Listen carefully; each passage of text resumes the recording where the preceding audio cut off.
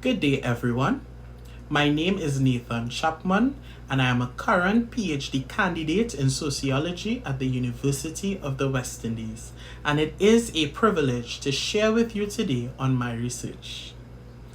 The research is entitled Affirming Methodologies as Decolonial Praxis, where I integrate the online approach into qualitative research on the frame case in pandemic era Trinidad and Tobago.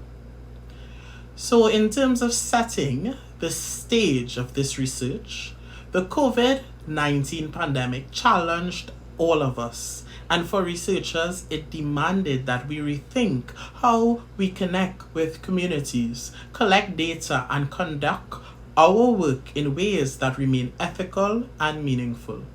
In that moment of disruption, I saw something familiar yet transformed: the culture of liming, which is our gatherings of old talk, humor, storytelling, and reflection, thriving online, especially on TikTok. This observation became the seed for what I call the online method, a culturally grounded, digitally adapted approach to research that honors Caribbean, in particular, Trinbagonian traditions of connection and community care in this context, while creating new ways to carry out scholarship in challenging times.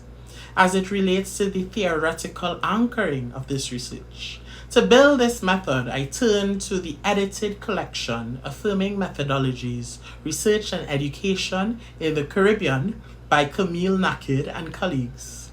This work critiques Eurocentric research norms and makes space for Caribbean voices, insisting that we move from dependence on foreign validation to centering our own ways of knowing, doing, and being. Three contributions stood out to me. Challenging injustice was one of them, where we position research as a tool for resisting structural inequality, revaluing methods like liming, mashup, and groundings as intentional and emancipatory. Another is trans-historical positioning, connecting contemporary challenges to the enduring legacies of slavery indentureship and colonial governance that still shape knowledge production today. And thirdly, revaluing and reconstructing, going beyond critique to reconstruction, integrating without subjugating, and affirming without romanticizing. This framework grounded me not as a neutral observer, but as a reflexive Caribbean scholar committed to justice and cultural affirmation. In terms of my research, the frame case, and the method. So this research itself centers on the frame case, which is an emic term from working class communities, particularly African, Indian, and mixed residents, to describe being falsely accused or framed by the police. It is more than a personal grievance. It is a window into systemic criminalization rooted in colonial policing. Studying this during the pandemic required innovation. The online method provided that needed uniqueness. I designed semi-structured interviews and chat-based focus groups that replicated the dynamics of a line, which is informal, relational, filled with humor, honesty, and reflection.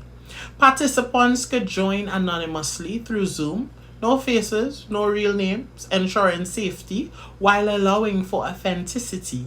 And despite this distance, something powerful happened. Participants shared deeply, weaving stories of injustice, survival, and hope, drawing on their local parlance, Creole, their local knowledge, and being able to identify with their frames of reference, Lyman. The strength of this method lies in how it opened space for voices too often silenced. Participants spoke not as data points, but as storytellers, advocates, and community witnesses. One shared, I, being a single parent, had to give that money for bail instead of keeping it to take care of my children. Another reflected, having a monthly psych review for police officers would make a big difference. Others suggested creative advocacy, like using radio shows to amplify community voices. These insights did more than provide information. They revealed acts of resistance, collective care, and the imagining of better futures. And all of this emerged because the method itself, rooted in liming, created a space where trust, laughter, and shared truth could flourish even online. And in that way, this methodology became praxis. So the online method also enabled me to blend traditional techniques with digital storytelling and old talk. I was able to use art-based expression like drawings and spoken word as data, recruited participants through social media, reaching those often excluded. I remained also reflexive, balancing my academic voice with participants' lived realities in the way I wrote this research. And in this way, methodology itself became praxis. The research space was not just about gathering data, it was a decolonial practice, culturally relevant, ethically sound, and collectively empowering. In conclusion, there is this need to decolonize the digital Caribbean. And this begs the question, what does it mean to decolonize in terms of this virtual space? Well, for me, it means that we affirm our culture, we adapt our practices, and we resist the structures that silence us.